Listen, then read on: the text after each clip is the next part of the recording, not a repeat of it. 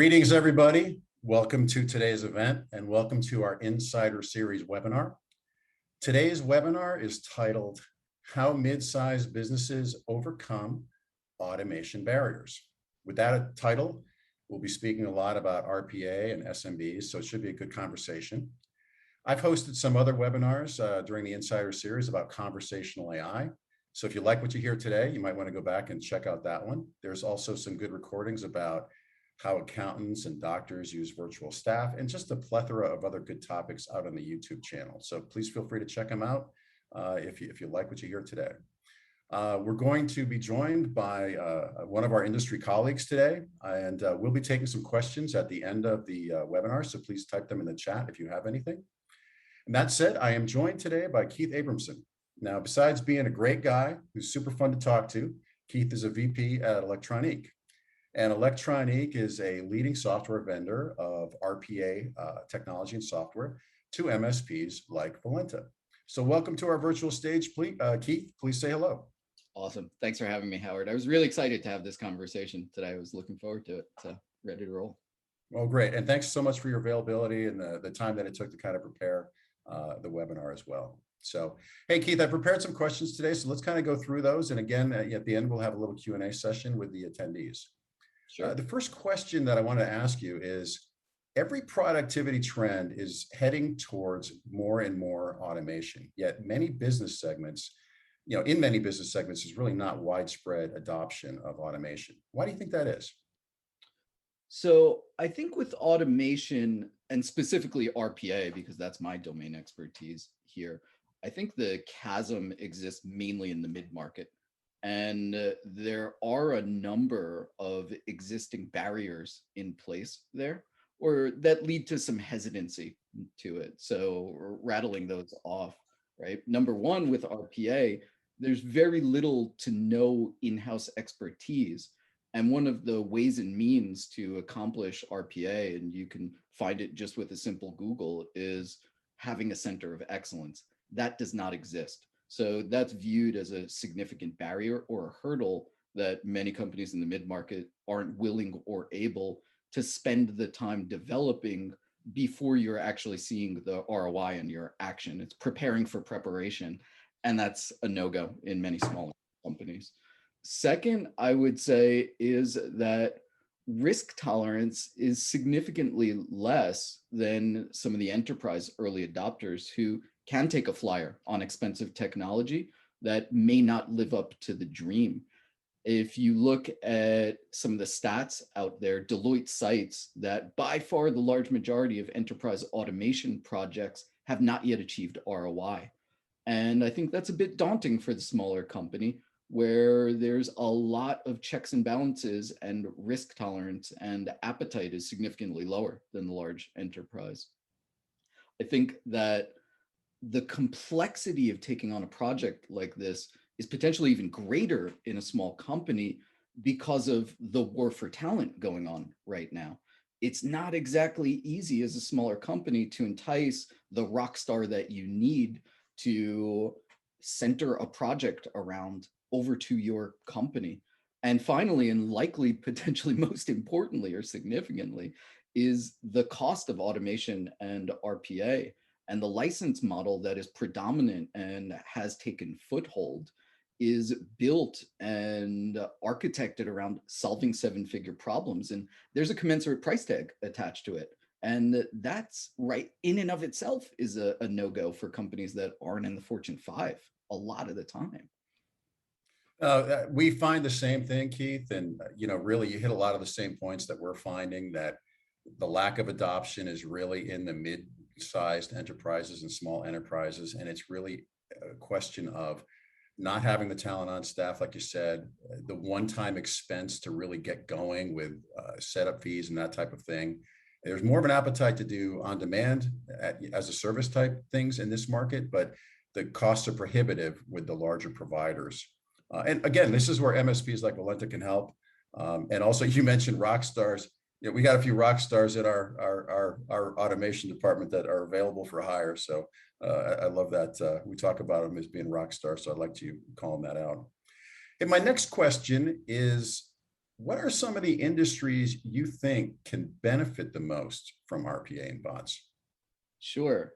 It may sound like an easy answer, but my opinion and the opinion of the entire Electronique org is everyone. And that's the short answer, of course. But the longer answer is requires a little bit of understanding of what RPA actually does. And RPA is effectively agnostic to underlying process. RPA is a connectivity layer. And RPA, in its most distilled explanation, is simply emulation of what a human does with a keyboard and a mouse in many cases. And therefore, it crosses across any industry barriers. And we have heard of clients and have seen use cases from our partners. And I know we've been speaking with Valenta about use cases all over the map, from automotive to HR outsourcing to you name it. And we're seeing use cases because really effectively, it's about taking the heavy lift of data entry and processing off of humans. And nearly every industry on earth has use cases that can benefit from automation like that. Yeah, same. We found the same. And one thing that I like to think about when thinking about that question in terms of which industries can benefit the most is, in today's information economy, documents a lot of times are like the lifeblood of an organization or software application programs. And how do you process that stuff? A lot of times it is repetitive rules-based tasks that lend themselves easily for automation. So if you think about any company that has to process a lot of information, those are usually the ones that are going to benefit from RPA in our experience. Keith, that we talked a bit about industries. Are there any departments within companies that you think will benefit the most from RPA and bots? Are you going to tell me everything again, or is there some that are better than others? I think it's my responsibility as for RPA evangelism to say any. So I'll give a two-part answer though. So answer one is yes, any still is true. We've seen use cases that go across every business line, from HR to data entry to sales to finance. But what we've seen as RPA has started to gain more widespread adoption is that financial planning and accounting is a great place to start, because this is a well-documented and well-established sector of RPA, where there are many existing use cases that can easily be plugged in. And the really nice part there is that there's very high, very quantifiable ROI when you start within the finance and accounting team. So typically we're seeing a lot of successful end user clients that our partners are out there implementing that are starting with finance as the keystone project. We're finding the same.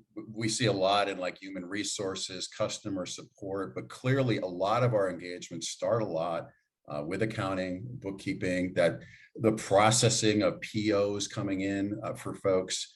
But again, really accounting is probably the number one for us. And we actually came up with a microsite recently called Bots for Accountants to really help people to wrap their heads around this. And we're seeing a lot of interest in that website.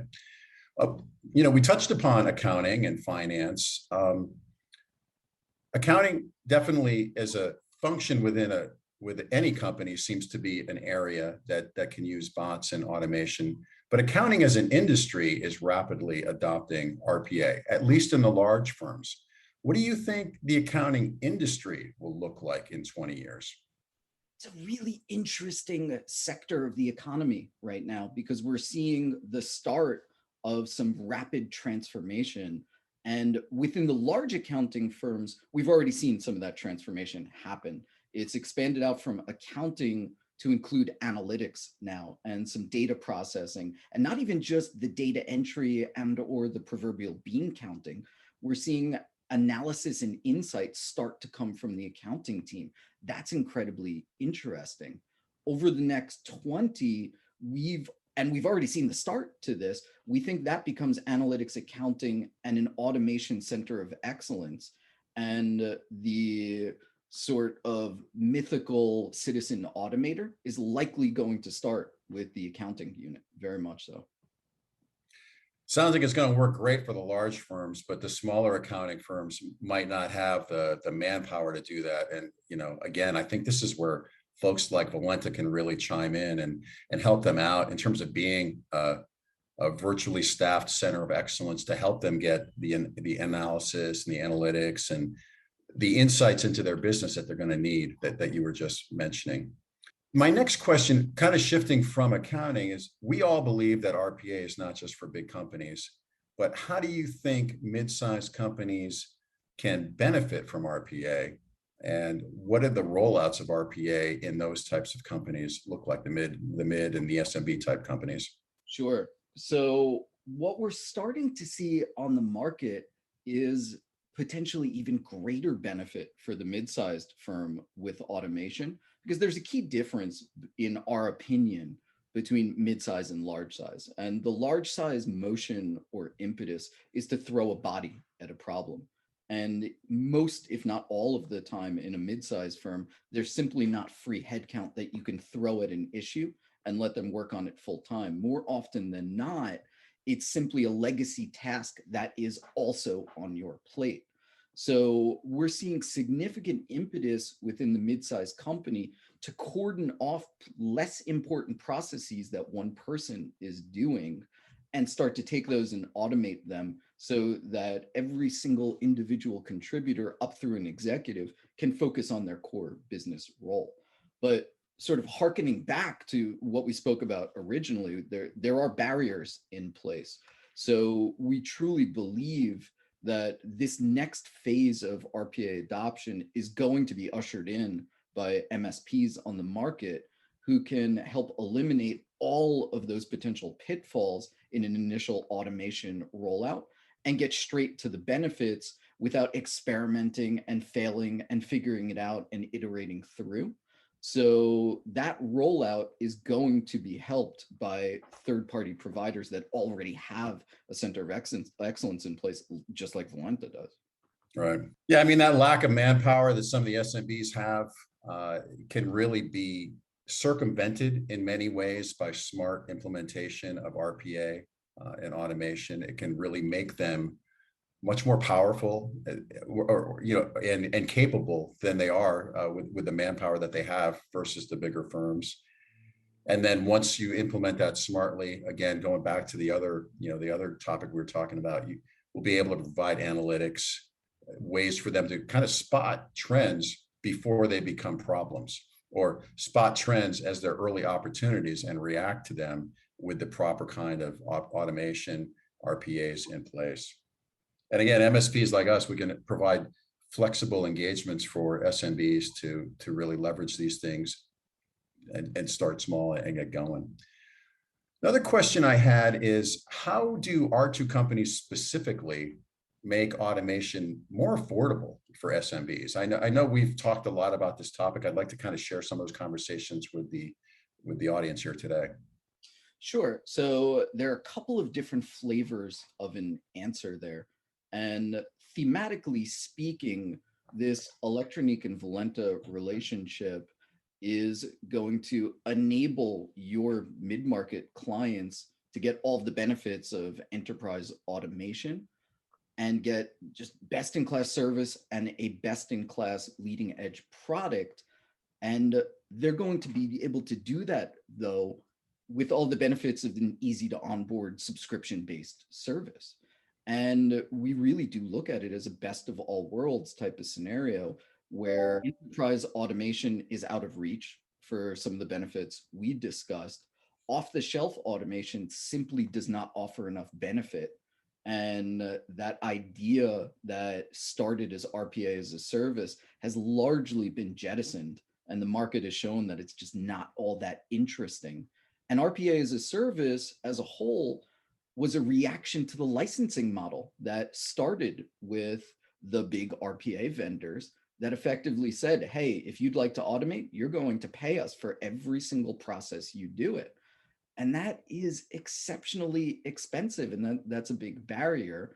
And this relationship whereby Valenta can leverage best-in-class technology and provide it and package it in a means that can easily be implemented and easily consumed and make sense within an existing purchase schema of a mid-market company, now you've got potentially a home run there.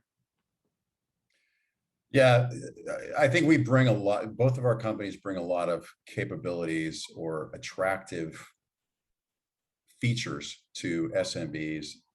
From our part, being able to be flexible, scale up as a service offerings very quickly, to start something up with, almost low, very low or sometimes even no startup fees in certain circumstances. Is great. Your software model is really about supporting MSPs like us, so it's a really different model than some of the traditional RPA players out there that really lends itself well here. I'd like to maybe make a little diversion and ask you a couple semi-controversial questions. Now, there's a lot of messaging on a couple of the next topics that I'm going to raise. I'd like to hear, a lot of messaging in the marketplace about them. I'd like to hear your take on them. Specifically, let's start with low code and no code. What are your thoughts on low code and no code? Again, a lot of messaging in the marketplace. What do you think about that topic?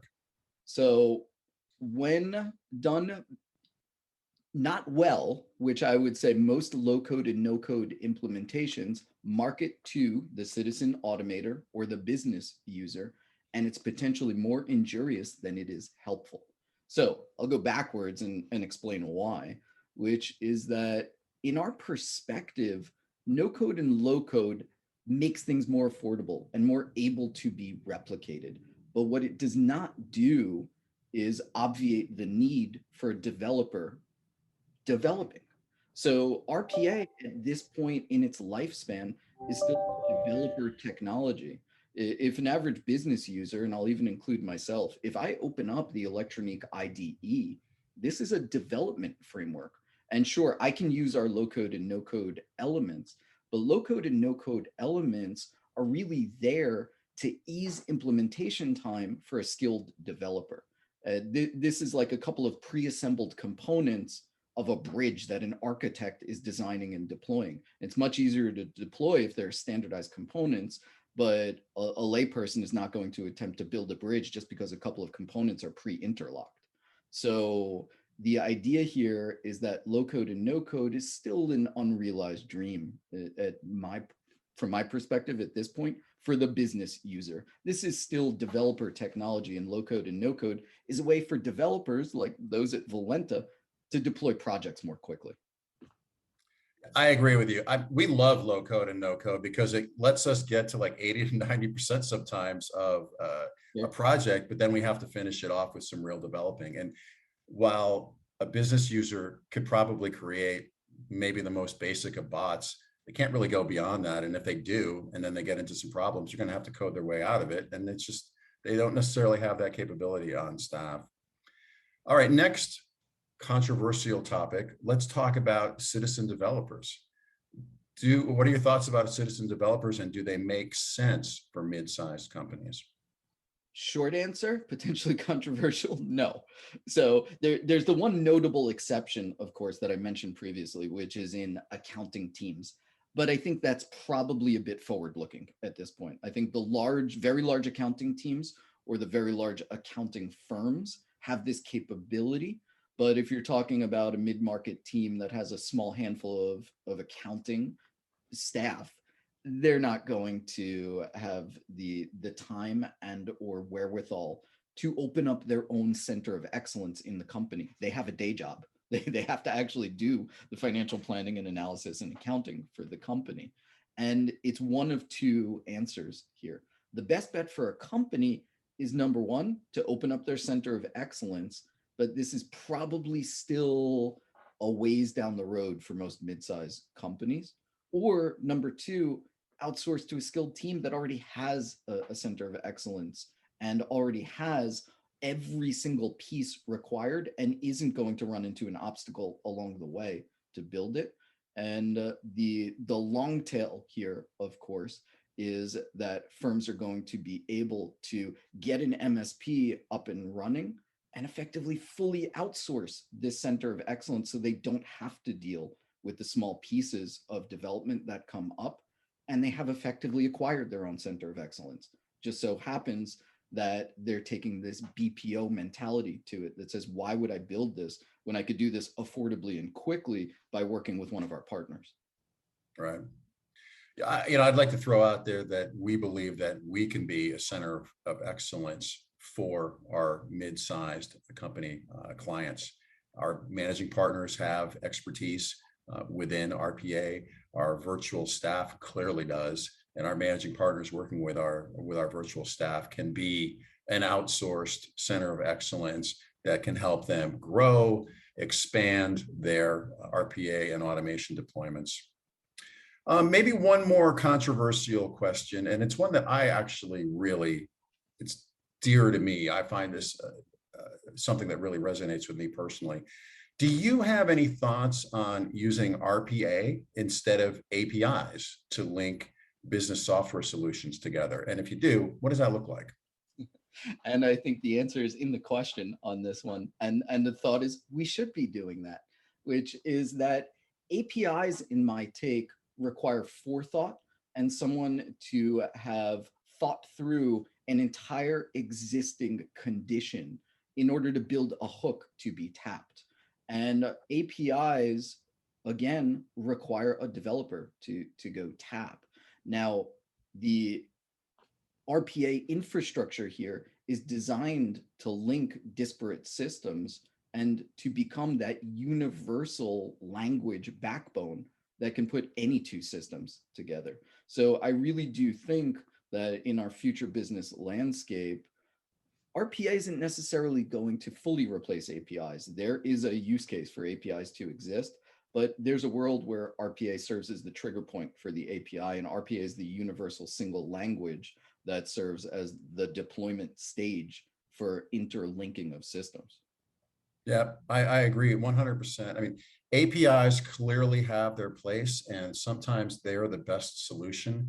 But I feel like a lot of mid-sized enterprises don't have access to developers. It's hard to get, it's complicated.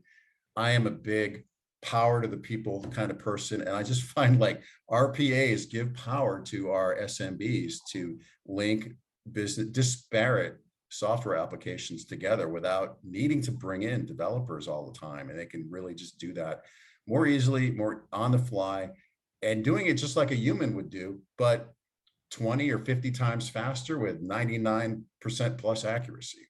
So I again, this one really rings true to me, but maybe it's just the way that I approach life. I don't know. Hey, next question. The growth rate for RPA as a service is said to reach 26.9% over the next 5 years, according to a recent Gartner study. 2 questions. Why do you think that is? And why is RPA suited to be provided as a service? Sure. No surprise at all in that as a service is now omnipresent in life. I mean, you can go and buy a car as a service at this point. Virtually everything has transitioned to this model because it lowers barriers to entry. It's incredibly easy to adopt. Financing becomes less of a struggle. It's on terms that internal finance teams know and understand and are very willing to accept subscribing to something because there's no front loading and initial investment in many cases, or it's financed over time in many cases. So it can eliminate this need for a shocking unbudgeted expense that frankly a human may well already be doing. So what this does then, it really allows the mid-market to really quickly acquire capability that just a few years ago, this cost enterprise firms millions of dollars to do. So roll all of this up and the mid-market firm can acquire leading technology in a subscription mechanism that's identical to how they're acquiring all of their other technology. That's dramatically easier to push through an internal purchasing process. Combine that with not having to build and deploy and wait out that initial adoption curve to ROI that every single CEO pushes on whenever you champion an internal project. It's great, you're going to spend all this money, but when is it actually going to start producing? How long is it going to take you to deploy this thing? Deploy our new vision, and we'll get to it later, bots as a service instead of even RPA as a service. And you have win-win-win. You could adopt this like you do any other subscription service and realize the benefits very, very quickly. Checks all the boxes. Sounds like we're at the beginning of an automation revolution, or a digital revolution, an information revolution. I think that's all occurring right now in our current day and age. Hey, that said, let's go big picture for the next few questions, and let's stay on that digital revolution, digital transformation type theme. What do you think being a digital company means? And I'm a history buff, so feel free to make any correlations between the industrial revolution and the information revolution.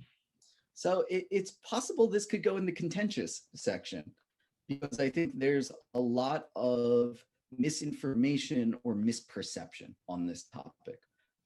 Long story short, the robots are not here to replace us. The robots are here to augment human activity. And even further to that, the robots are here to take away those repetitive tasks that humans don't want to be doing. So what is a digital company? A digital company is that which is taking away burdensome processes from employees to allow us to focus on being human. And what do humans do? We are the center of innovation at every company on Earth. There's not a single company on this planet that isn't helmed by at least some measure of humans. There's no robot CEO out there, and there are no real robot contributors that are creating. And maybe there's some far-flung future that robots do actually invent, but we're a long ways off from that. For right now, humans are creating and inventing and innovating and iterating. And being a digital company is getting rid of those manual and repetitive tasks and empowering your humans to drive processes forward. And this is just like the Industrial Revolution. It's exactly the same, whereby machines came online, or not Skynet online, at least machines were invented, but machines were created that got rid of tasks that otherwise humans were taking a significant amount more of effort and work to accomplish. These are inventions designed to help humans. And I think the popular societal depiction of the robot as this faceless humanoid object is partially to blame here. It is, that's human-like, and it looks like it's a newer, better version of a human, but that's not the case. That's a marketing image, and I think that's Hollywood at work. The term robot has a lot of connotations, but in this case, what it really means is that a human doesn't have to push the button that a machine can, and a human can actually invent and drive the business forward, and that's a digital company. Yeah, no, I hear you, and I agree with you 100%. I'll go back to a statement I made earlier. Information is the lifeblood of most of today's companies, and how they process all that information, how they work through it is critical. They need to figure out the best way to deal with it. They need to digitize, automate, work smarter, not harder. And all these bots, they're just the new machines. They're the new machines. They're the machines of the Industrial Revolution. There are our new machines in this information economy. One more question, and I recently heard this in a discussion about RPA, and it was, why should we think about AI and RPA as just one more software category? Because it is. not to be too flippant, but RPA is there to augment human actions. And this is not about creating a standalone replacement workflow in a siloed, disparate process. RPA is just one more tool in the toolkit in the modern software stack to get rid of repetitive action. And it's the same exact rationale for deploying any other form of automation, which you could argue to a degree, almost every single piece of software on Earth automates some form of action to achieve the ROI of that software. RPA is solely a universal application of that. And therefore, it's just one more piece of software in the stack. It can be deployed to solve specific challenges, exactly like you would deploy, say, a CRM system or an ERP. Yeah, no, I agree. When I heard this statement, I thought, wow, that's so obvious, but it's a good way to frame it. And it is just another software tool that businesses can leverage to be more efficient, to be more productive, to be more profitable. And we need to help small and medium businesses to do that same thing that the larger companies are doing. I mean, when Excel came out 30 years ago, we tried to think of how we could use it to work more efficiently, right? When CRM became everywhere, the same thing, and ERP solutions. So it's the same for me as well. It's just another category like a database, but a cooler one. And I think one that's more relevant and can drive more efficiencies in today because it hasn't been leveraged as much.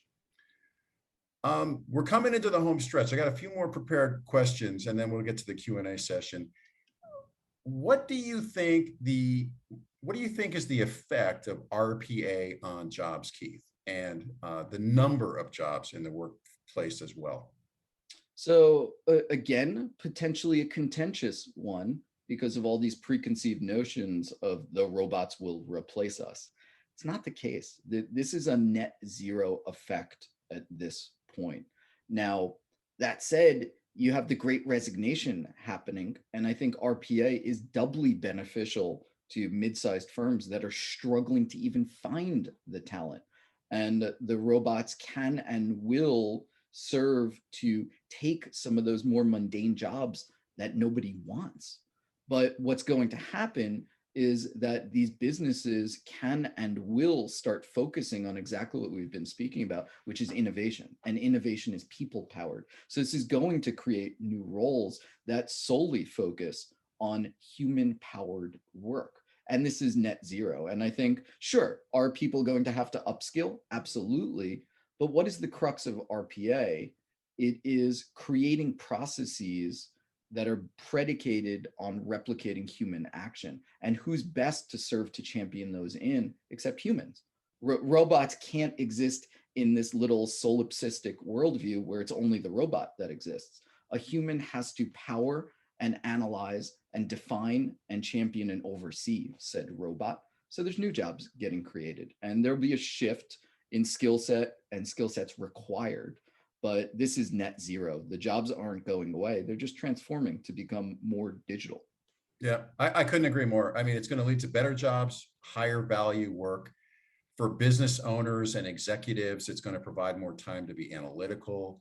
For line workers, it's going to provide more time to focus on customers, responding to customers, maybe providing white glove service, but more of a focus on what they're there for. You know, at Valenta, we're really about trying to help businesses focus on what they do best. You know, we do that sometimes through virtual staffing, but increasingly through RPA and automation. And we just see it as a continuation of that theme. Keith, I got two more questions. So how do you think our partnership will benefit businesses, especially mid-sized ones? Now, we've talked about a lot. Maybe you want to restate the key ones, or maybe you want to provide some closing thoughts on how us working together can really benefit some of these mid-sized companies. Sure. This is a vehicle for catch up and acceleration with technology that has heretofore been blocked for all the reasons we've discussed, mainly cost. This has been expensive technology that I think at this point in the adoption curve, there are very few individuals or firms out there that don't at least have a notion of how RPA could be applied at their company. There may not be the technical ability to go deploy it immediately, but there's an idea. There are individuals at every company that know where the bodies are buried in terms of human-powered processes that technology could augment and or fully replace. So within this partnership, it will allow for significant ease of adoption here, that catch-up mechanic here, and all of the benefits of enterprise automation with all the advantages we spoke about of packaging up RPA as a service, including delivery and billing. So this is a very, very neatly packaged way to do what the bigger companies have been doing and spending millions of dollars on. and do what every mid-sized company should be doing and striving for, which is moving up and taking advantage of some of the blue sky that the bigger companies have left open because they can't do what the nimble smaller companies can. Okay. All right, last question, and I combined two questions that I thought were kind of related here. And the first one is, where should companies start with RPA? Like, where's the low-hanging fruit? And then the second question is, at Valenta, we have a saying of think big and start small when it comes to projects with RPA. Do you have any thoughts on that? And then, how does that relate to where companies start with RPA? That's a good question. So automation, in order to launch a successful automation project, it shouldn't just create automation gains. It should actually create some excitement. This is significant innovation, and well-known pains can really easily be solved. And one of the really cool things we've seen some forward-thinking companies do is not do this as a skunkworks hidden project and potentially create some of that trepidation about the robots are replacing us. Talk to your employees, actually ask them what their most disliked legacy systems or processes are. And most of the time, this is going to involve some of these manual repetitive tasks that involve data entry or document processing. And the best thing to do in order to abide by Valenta's mantra here, which is a great one, is solve for a small piece of this and gain buy-in with those employees by helping them, give them more free time to actually do the innovation and thinking that they're there to do and accomplishing, and foster this culture of automation with great employee buy-in right out of the gate. Thank you. All right. We've got a few questions that came in the chat, and we've got about 7 or 8 more minutes to run in terms of the time frame that we try to stick to, Keith. So one of the questions that came from the chat is, how do you think the push for RPA and automation compares to businesses offshoring and utilizing BPO a decade or two ago? That's another good one. So BPO, and you know this even more intimately than I do, of course, with the expertise of Valenta, but this was massive process for massive enterprise. And this was moving numbers on a spreadsheet for big enterprise from the highest levels of engagement that said, hey, this costs us X, involves us factoring in X factor for X million dollars. We can do it for X million dollars divided by a factor. Great, let's go BPO. And these were significant decisions for significantly sized firms. And BPO has not really taken hold in the SME or the mid-market.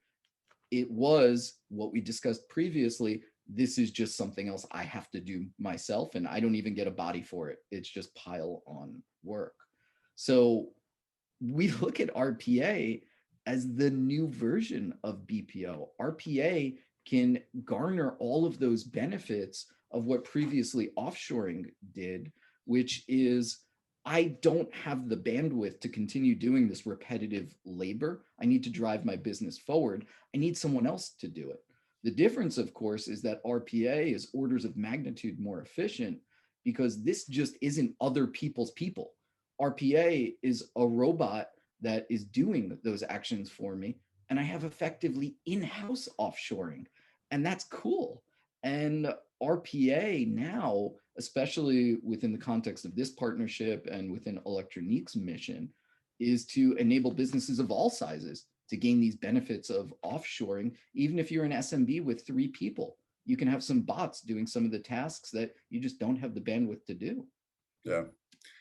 Hey, that said, I would just like to point out that we are bringing virtual staffing and offshoring to the small and medium-sized business market, but we do that. But there's so many things that can be done in a company that are rules-based, repetitive, that don't lend themselves to a person doing them, whether they're in Miami or Boston or Dallas or Bangalore. It's just smarter to have a robot, a piece of software doing that wherever that business is. And we're constantly looking for those types of opportunities, again, to help our clients be more efficient. Have another question that came in from the chat. This one came in from LinkedIn, and it is, can you give a real life example of a task performed by a bot that helped simplify a process for a particular business? I've got a couple, but you want to go first, Keith? Yeah, sure, shoot, and I'll augment that with. Sure. One thing that I've found companies wanting to do is process POs. I've got clients that have POs coming from all different parts of the world, China, Latin America, Western Europe, coming in with different languages and different formats. They get like 300 or so odd POs every month. It's very laborsome for their purchasing department to do the order entry. So we created a bot for those folks to do the first pass of entering all of their orders. So that is just one simple example and more of a manufacturing facility. We've got plenty of bots that are deployed to do transcription of customer data within accounting applications and porting things from one application to another application to a third application when they are not linked together with an API, using RPA to do that. So there's just a variety of accounting functions that have used RPA for that. Customer support functions where someone at a telecom provider has a call come in and we use a bot to link to a couple of disparate software tools that are used within that telecom provider to populate that information, grab the information, et cetera. Sure. You got a couple you want to throw out there? I mean, there's a ton, but those are just two that. There's an infinite amount, but in the spirit of the question, there's an example I would give that it's one I use most frequently that all of a sudden gets people to say, oh, I get it. And that is almost any website you go on at this point has a chatbot pop up. That's just the flavor of RPA. So RPA is anything where there's call and response. So anything previously that a human was doing where there is a standardized response to can be done by a form of RPA. Now, you mentioned a couple of document-based workflows. That is where we see a lot of the significant ROI for a couple of different reasons. So let's say you're at, and this is a bigger company use case, but it's easy to digest here. Let's say you're an insurance company and you're doing claims processing. And we see this use case over and over again, even at some smaller firms, which is I receive a very standardized document over and over and over again. Could be from a supplier, could be from my customer. I receive a standardized document and I may have legacy systems that I need to input this data into. This is going to require opening a document, parsing a document, manually extracting data. It may involve typing data into 3 different places, taking a document, uploading it to a system. A robot can quite literally do every single one of those tasks in an automated way. And without getting too technical, probably merits a little bit of a technical glimpse to answer that question further, which is to say that RPA is a piece of software that's going to reside on your computer by and large. And this concept is called an automated bot, or attended bot. That attended bot is going to sit on your desktop and monitor for actions that are happening in the background. So that bot may be triggered when you receive a certain email with a certain type of attachment or certain underlying conditions. That happens instantaneously. And RPA is going to perform every single one of those actions I just cited that may have taken an employee 10 minutes per document. It can do it in 10 seconds. So any of these implications, and there are many, are all immediately solved for because there's no error. This is an automated process and it allows you to do where you need to apply your brain, which is deciding what actions to take based on data, not just dragging and dropping data around systems. Thanks for that. All right, Keith, we got 1 more minute. We got 2 more questions. So let's go rapid fire. Okay, let's kind of keep it to 30 seconds. Maybe I'll chime in and then we'll close it out. So first question is, how do I know if it's more cost effective to hire someone or implement RPA? Hire or Botify? Sure. Short answer, call Valenta. You're in the right place and they will absolutely analyze for you based on the in-house knowledge. In that your experience, of course, is in working with hundreds of these companies and running hundreds of processes. There are many, many standardized use cases. And even in a conversation, there will be some initial guidance that I'm sure you guys can proffer. Yeah, I would throw on that as like, I would look at what are you going to have to pay for a salary or an hourly rate for that person? What's it going to cost per month? Okay. Take that rate, add social security to it, add unemployment tax, add how much it's going to cost you to have a desk, a computer, all that stuff, come up with a real number. And then take a look at what it would cost to implement a bot to do a task, if it is repetitive rules-based stuff and can be botified, or if it's not, hey, call Valenta, we'll give you some virtual staff, because I guarantee you we'll be able to do something cheaper than a salary, bunch of taxes, infrastructure, and the like. So for sure, we can help you find the right solution. Last question to close out on. I love this one. I think it's the perfect one to end on. Will my business be left behind if I don't automate? What do you think, Keith? Oh, that's a great question. And the answer is maybe. And think about it this way. And the answer is that if you have things that can be automated, someone else at this point is automating them, which means they are offering their service to market with the benefits of automation passed on to the ultimate end user, which means they are going to be faster and cheaper. So I think that question requires some introspection that says, can this be automated? And at this point in the life cycle of RPA, if the answer is it can be, it probably should be. And that's where I would leave that, is to say we're at the phase where this is now technology that can be consumed by businesses of all sizes. There is almost no reason not to, because it only benefits you and it benefits your end consumer. So very well, maybe. All right, I agree. I'll go with the maybe as well. And it really is a question of competition and being responsive to customers. If somebody else is being more responsive using automation, maybe you will be left behind. If your competition isn't necessarily doing it, maybe you'll be okay, but who knows for how long. So again, like you said, if it can be automated, maybe we should be automated. Maybe it should be automated. And with companies like ours, Keith, we can make these things affordable for folks and at least have a conversation to see what's possible. You don't have to do anything, but let's talk about what might be able to happen. So, hey, let's close it out there. We're a couple of minutes over. Keith, really appreciate your time today. Appreciate you. Thank you so much for being with us today. And maybe we'll do this again sometime. Absolutely. Looking All right, forward to man. it. Have a great day.